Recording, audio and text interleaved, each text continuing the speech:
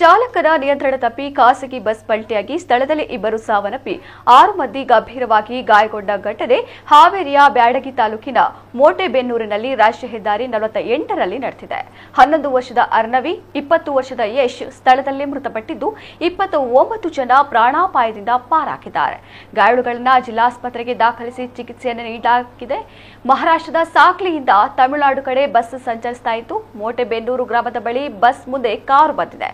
ಕಾರಿಗೆ ಗುದ್ದುವುದನ್ನು ತಪ್ಪಿಸಲು ಹೋಗಿ ಬಸ್ ಚಾಲಕ ಬ್ರೇಕ್ ಹಾಕಿದ್ದಾರೆ. ಪರಿಣಾಮ ಡಿವೈಡರ್ಗೆ ಡಿಕ್ಕಿ ಹೊಡೆದು ಬಸ್ ಪಲ್ಟಿಯಾಗಿ ಬಿದ್ದಿದೆ. ವಿಷಯ ತಿಳಿಯುತ್ತಿದ್ದಂತೆ ಸ್ಥಳಕ್ಕೆ ಬ್ಯಾಡಗಿ ಪೊಲೀಸರು ಹಾಗೂ ಎಸ್ಪಿ ಯಶೋಧ ವಂಟಗೋಡಿ ಭೇಟಿ ನೀಡಿ ಪರಿಶೀಲನೆ ನಡೆಸಿದರು.